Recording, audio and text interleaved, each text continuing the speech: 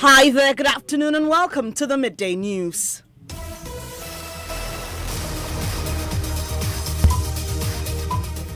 This bulletin is coming to you live from our studios here at Kokomlemle in Accra on digital address GA099334 on Joy 99.7 FM. It's also live on Love 99.5 FM in Kumasi, affiliates across the country on ABN Radio in London and around the world at myjoyonline.com.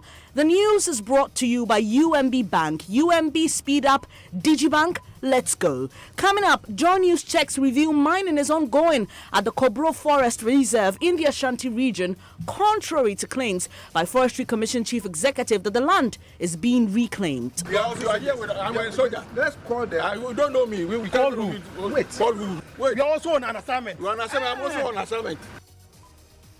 We'll bring you details as the Inter-Ministerial Task Force on Illegal Mining confronts Chinese nationals mining there. Also in this package, Kumasi Mall temporarily closed as portions of the ceiling caved in today in similar fashion as that of the Accra Mall. The main access points and other routes to the mall have been closed to the public, while reconstruction and other cleaning of the debris is underway. We'll be live on the ground for updates and in sports. Now, head of the Normalization Committee, Dr. Kofi Amoah, has explained what delayed the announcement of members of the ad hoc committees for the Ghana Football Association. Details coming up in 20 minutes. Later in this package, governing NPP calls for restraint as rivalry between supporters of wife and mistress of deceased MP over who succeeds him as party's candidate for Ayawaso West Wugan intensifies. The man is dead. He's here to be buried. His funeral is yet to be performed. The wives and the supporters are, with due respect, taking tradition out of way. This is not something we should be encouraging at all. I'm Benis Abubeidulansa. Stay for details.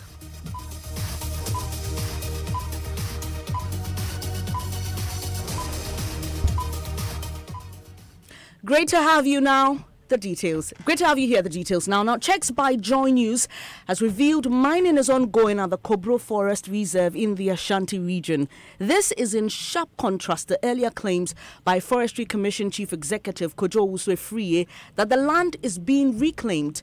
In July this year, Mr. Uswe-Friye, popularly known as Sir John, gave assurances when he toured the site that there was no illegal mining going on in the area as suggested by some, and also dismissed claims that he was involved in the activity. Well, it has emerged there is mining going on in the area as the Inter-Ministerial Task Force on Illegal Mining confronted Chinese nationals mining there. Erastus Asaridonko has more in this report. We drive through roads made by these illegal miners in a once virgin restricted forest. They link one mining site to another deep in the reserve. Many rare tree species nurtured for years have been felled with reckless abandon. At one such site in the Kobro Forest, head of security for mining firm Heritage Imperial Mining Company, XW Adubuatin, told the task force it has the blessing of people he describes as high-powered to carry out operation in the area. Making what contact? Wait, we are here with a soldier. Let's call them. You don't know me. We call you. Wait. Call you. And there's it.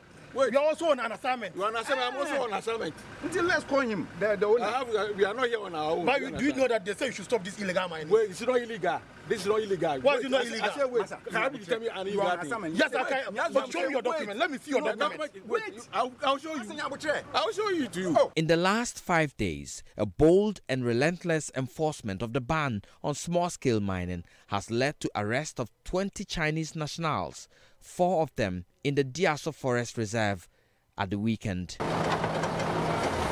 10 of the excavators have been sent to Accra and many mining settlements destroyed by the task force. Task Force Commander W1 Isaac Nyako is overwhelmed by the wanton destruction of forest. Indeed, this is the largest. In fact, I don't even know how to start and how to end. I'm even shocked seeing the ground like this. The largest so far at this very site. They are still mining illegally.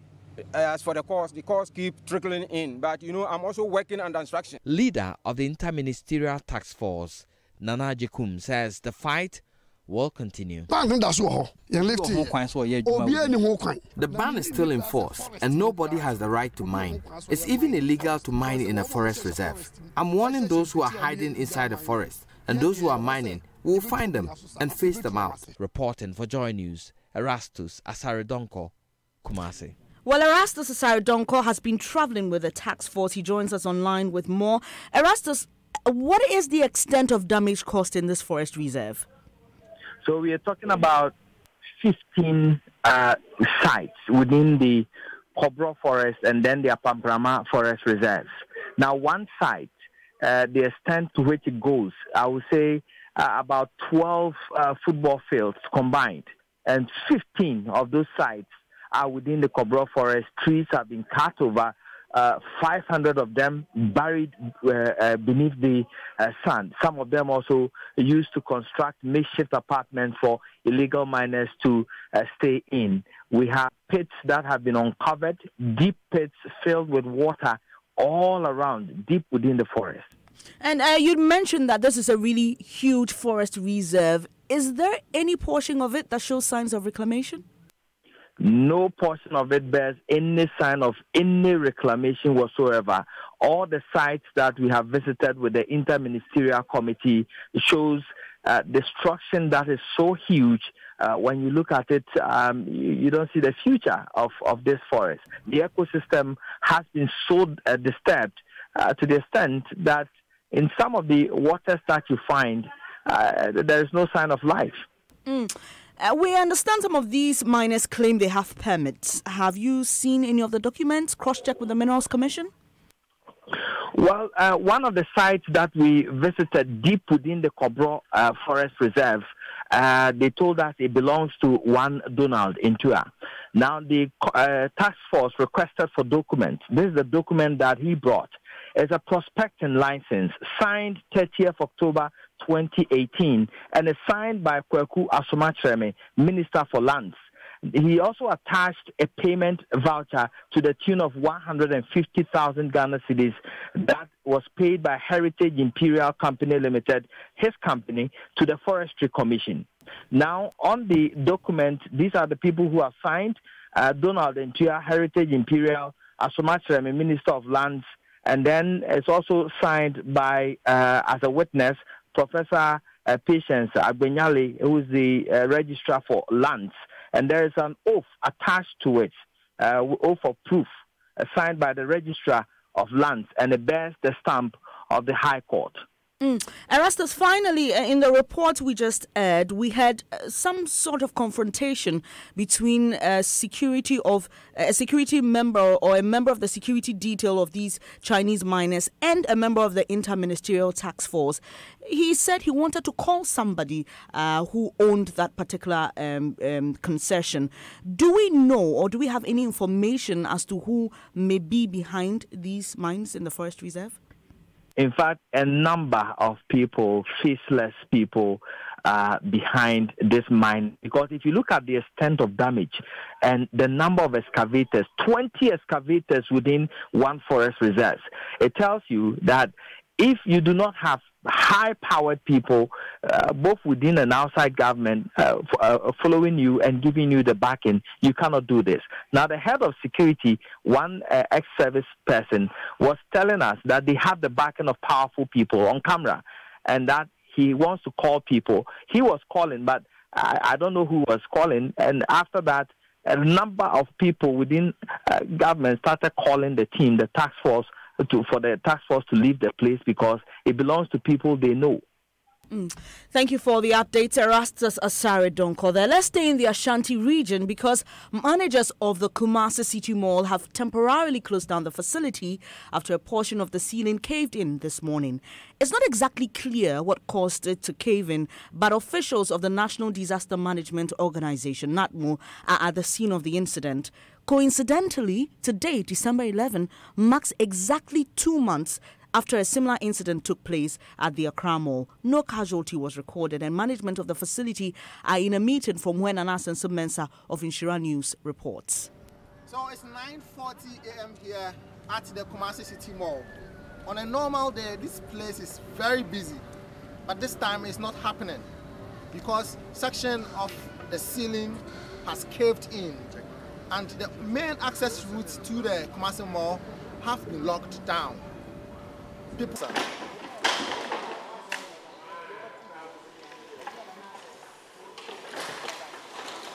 Eyewitnesses say the incident occurred around 7:30 a.m., 2.5 hours to opening time. The main access point and other routes to the mall have been closed to the public, while reconstruction and other cleaning of the debris is underway.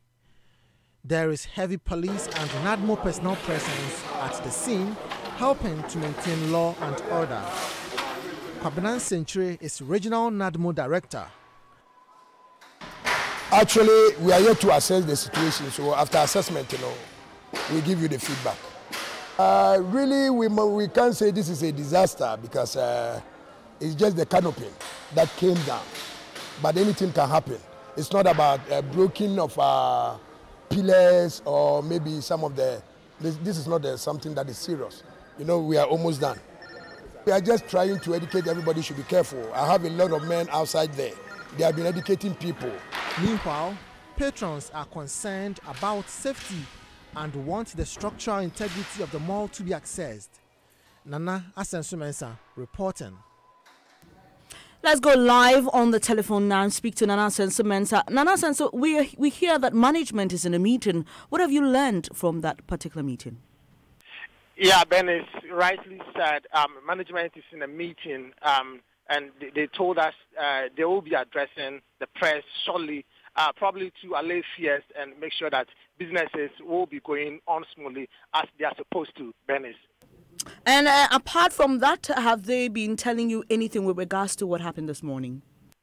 Management is left tight at the moment, but I must add this one. On the normal day, the mall opens around 9 a.m., but today, because of what happened, the incident that happened, the mall was open to the public around 10:30 a.m.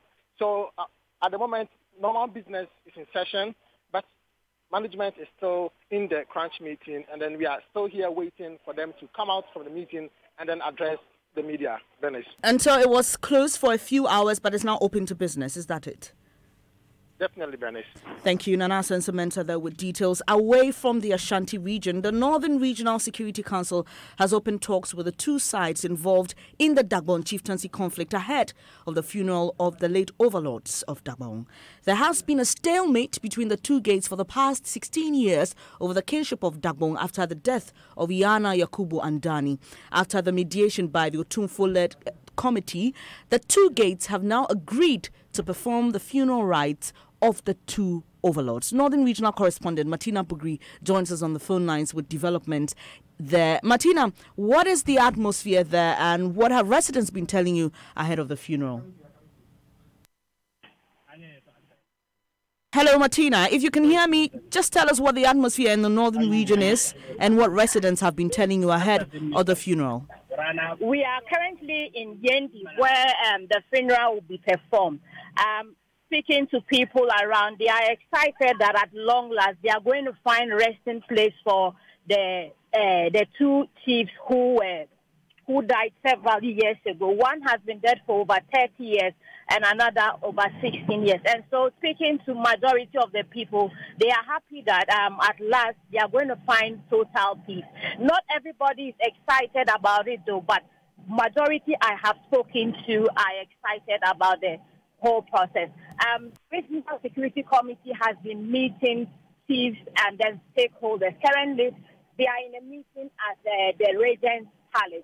But earlier on, they met with Mises, and what I gather is that there hasn't been any resistance, and so the town is ready to begin the funeral that will take place on Thursday to the 28th, and then from 4th to 18th of January, Benny. Martina, we understand that about 100 police officers arrived in Tamale yesterday ahead of these funerals you talk about. Seen them, sighted them? Yes, more security men continue to come into Yendi. Just a while ago, I saw a bus full with police officers coming. I'm told that military personnel have also been deployed into the area, and they are beefing up security ahead of the funeral. Thank you, Martina Bugri there, joining us from the northern region where the funeral rites of the two Dagbon overlords are expected. Now, today we bring you a tale of broken promises. In 2016, the people of Ghana chose the NPP government to lead the country. Like all marriages, it started with vows and promises, but it doesn't appear the promise to pass the right information bill will materialize anytime soon. Kojo Yangson has more in this report. Beyond the roads, schools, hospitals and other material things, the party promised openness and transparency with the passage of the Right to Information Bill so that things done on behalf of the people will never be hidden from them. But from the minute the people said yes, the government started to show their true colors. Sometimes it's frustrating when the impression is created that Parliament is not willing to pass the right information. And I want to emphasize that ever since I've been an MP, for the first time, one of the rare powers of Parliament was used so that we could go on and working on the right information. The people complained and agitated. For many, many years, this bill has been in Parliament, actually for well over 16 years.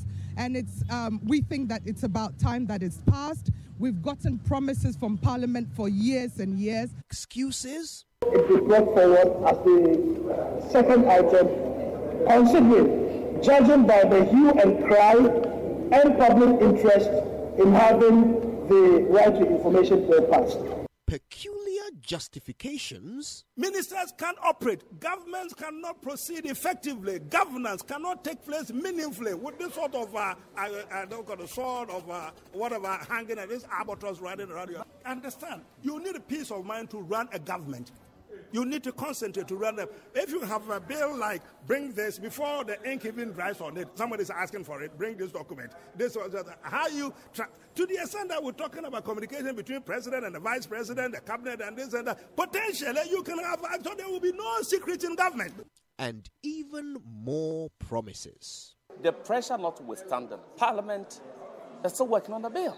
And now, finally, the vice president confirms that the promise will not be fulfilled. Not this year, in any case. They have considered about half of the amendments to the bill so far. So it looks like all things being equal, early in the next session in Parliament, it tells me this bill that has been sought after for the last 20 years, by the grace of God and with your effort, we should see it passed. Does this constant delay and shifting of goalposts constitute a breach of trust? And can any relationship survive without trust? What will it take to have the RTI bill passed into law? How angry must the people get before the government does right by them and finally ends this tale of broken promises? You heard Kojo Yangson's reports there. Now, the minority in Parliament has described as insignificant government savings on the new Ameri deal currently before the House for approval. Energy Minister Peter Amewu laid the new agreement before the House on Thursday after withdrawing the old one that cost former Minister Boakye Agyarko his job. Government says the new deal is saving the country some $51 million, but minority spokesperson on energy, Adams Mutawakilo, is not convinced. Joseph Opoku-Gakpo is our man in Parliament and he joins us live. Hello, Joseph. Hello, Benny. So what more has the minority spokesperson on energy, Adams Mutawakilo, been saying? He says the government had given the indication that they'll be saving about $51 million when it comes to the new Ameri deal that has been brought to the House. He says, as far as the checks are concerned, when it comes to real saving on the cost of the equipment, only about $9 million will be saved, except that they are unsure when it comes to the other savings that are made, how much that would be. But he compares that to what he says was the indication by the NPP in opposition that the whole equipment was overpriced by 150 million cedis, and says the reduction of $9 million that has been seen is insignificant. But he goes on to say, as far as the minority is concerned, they recommended that government goes back and renegotiate with Ameri itself so that then in good faith they could bring down the cost. And so once they've gone to do that, the minority is ready and willing to support approval for the new deal that has been brought to the House. There are currently a lot of deals before Parliament. Yesterday we heard that we could possibly have the drone for medical equipment or blood and medical supplies agreement passed. Has that been put before the House? That's still on the item of issues that the House will deal with before they rise eventually, but they've not got into that yet. There was a statement earlier in the day on how to avoid situations of abuse of women, and the minority leader, Haruna Idris, in contributing to that discussion, made a very radical proposal that the House considers expanding the number of MPs from 275 to 300 so that the additional 25 will solely be dedicated to women. Currently, they are about giving approval for the various estimates for the ministries, departments, and agencies, and we gather they will start with the Ministry of Works and Housing. Thank you, Joseph Apokugakwe. They're bringing us updates from Parliament. You're listening to the Midday News on Joy 99.7 FM. Still to come, governing MPP calls for restraint as rivalry between supporters of wife and mistress of deceased MP over who succeeds him as party's candidate for Ayawaso West Wuogon intensifies. The man is dead. He's here to be buried. His funeral is here to be performed. The wives and the supporters are, with due respect, taking tradition out of way. This is not something we should be encouraging at all. Venturing into agriculture has been one of the greatest decisions Felix Kamasa has taken in life. The CEO of Maflix Trust Ghana is not only farming, but adding value to the produce and exporting to the European market. It's good venture when you have a capital and you put your feet on the ground, you make your mind that you are using it for business, not like a farming, how we do farming, just a culture, no. CEO of Maflix Trust Ghana, Felix Kamasa, on the Joy Business Van this Wednesday on TV, radio, online, and on the ground. It is powered by Joy Business and supported by EcoBank, the Pan-African Bank.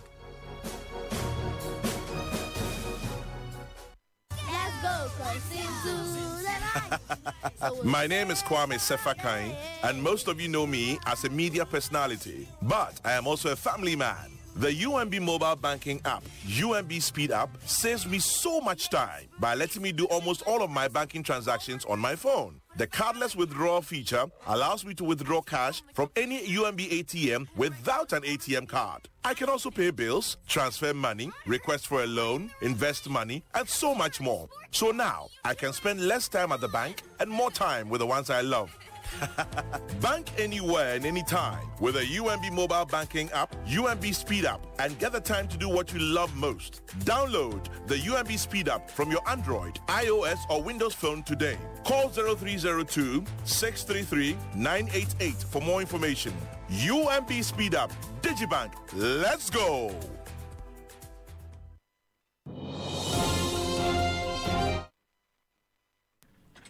Thanks for staying on the Midday News on Joy 99.7 FM with me, Benis Abubedulansa.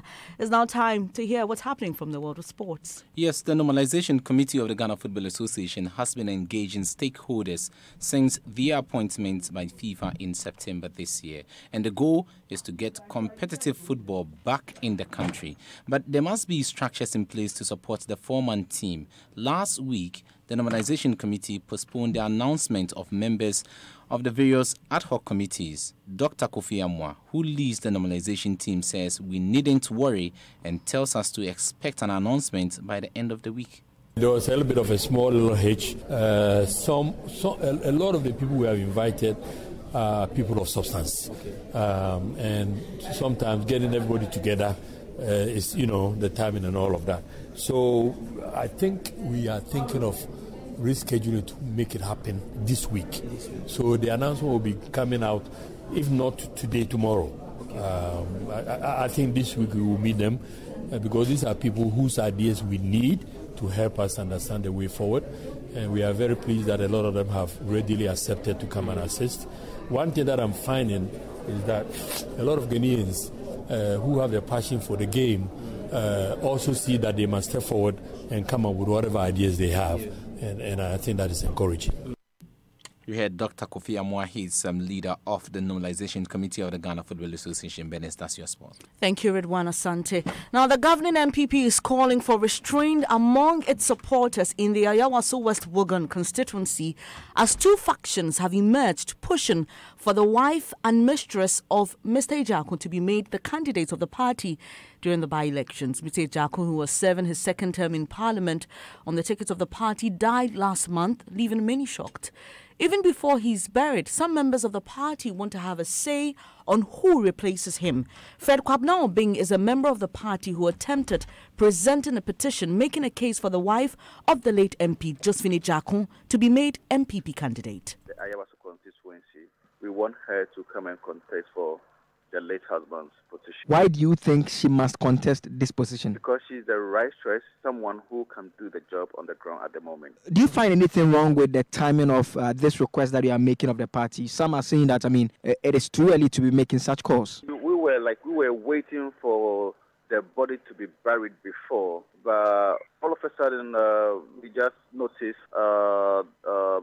Madam Lydia, or if I can say so, some followers of her have started campaigning for her to contest for the election, which we thought is at the wrong time, and they are still on it. So we decided to, okay, if we are not against the rule, then why shouldn't we also go ahead and send our petition for Nana? Do you have her blessing to undertake this activity? And by blessing, I'm asking whether Madam Josephine is aware of this petition, whether she's even interested in contesting. Yes. We do consult her of what we are doing before we come on street to campaign for her. And she intends to contest? Yes. That was a member of the NPP in the Ayawaso West Wugan constituency, Fred Kwabena Obing. Meanwhile, another petition was sent to the party yesterday pushing for Mr. Ejaku's mistress, Lydia Al-Hassan, to be made the candidate. Clement Kamioni presented that petition. It was a coalition of signatures from the party's polling station people. That is the polling station executive who represent the party at the lowest end of the party's hierarchy and from the constituency. What they are saying is that their preferred candidate is Lydia Al-Hassan. They would want the party leadership in their decision-making process to consider Lydia as the preferred choice to lead the party. Well, in the last few minutes, Madam Al-Hassan has released a statement on this matter. My colleague Joseph Akablay joins me with details. What does the statement say, Joseph? Part of it reads, yes, several members of our party in the constituency in general have approached to suggest that I consider the idea, and my response to them has remained the same, that I be allowed to bury the father of my children in peace. It goes on to say that I appeal to the MPP family to tone down on the politics a bit in honor of a man who sacrificed and paid his due to the party. Well, MPP Deputy General Secretary Nana Obribwahin wants the supporters to respect what he calls tradition by at least allowing the MP to be buried before engaging in discussions on who replaces him. But honestly speaking, do you think this is the time for us to be discussing this? The man is dead. He's here to be buried. His funeral is here to be performed. And the wives are just, the wives and the supporters, with due respect, taking tradition out of way. The wife and the supporters are insulting tradition custom. The wife and the supporters are bringing down tradition and custom. Do we need to be encouraging that? Nana Obribwahin is NPP Deputy General Secretary. Away from that story, an occupant of a house where some young British volunteers lived before 4 of them were attacked on Saturday says 3 men wielding guns carried out the act. Joy News is learning the armed men also bolted with electronic gadgets and cash belonging to the British volunteers at Kokrobite in the Greater Accra region. The UK media on Monday widely reported 4 British girls were sexually assaulted at gunpoint during the attack. My colleague Maxwell Agbagba has been to Kokrobite where the incident occurred. He joins us with details. Maxwell, you visited the residence of these volunteers. What more did you find? Well, the occupants of the house themselves are quite shocked about how the armed men were able to get access to the house because the structure or the place where the volunteers lived looks quite protected, but it's a bit also isolated from where a lot of the people live. So you find the thick bush some meters away from where the house is. And then you also find some uncompleted buildings around. The walls of the residence itself does not have any barbed wires at all. So they suspect that the armed men actually jumped over the wall into the house. Thank you for the details. It's now time for what's trending. Mapito Sibidi is here. And Napoli is trending at number 1 at Christopher Nim. It says, today could be the day Liverpool exits the Champions League. Napoli surely have the qualities to ensure that. At Samboro says, I know Champions League qualification is at stake today, but I'd much rather lose to Napoli than Manchester United. And the last tweet I'm going to take is from @W_letters, who says, it really goes over to Napoli. We go score them, make you people say Anfield Knights, no be hype. And that game will be live here on Joy 99.7 FM at 7:45. Join the sports team. That'll be all for this edition of the Midday News with me, Benis Abubedulansa. Top story, Joy News checks reveal mining is ongoing at the Kobro Forest Reserve in the Ashanti region, contrary to claims by Forestry Commission Chief Executive that the land is being reclaimed. Log on to myjoyonline.com for more news. Do enjoy the rest of your day.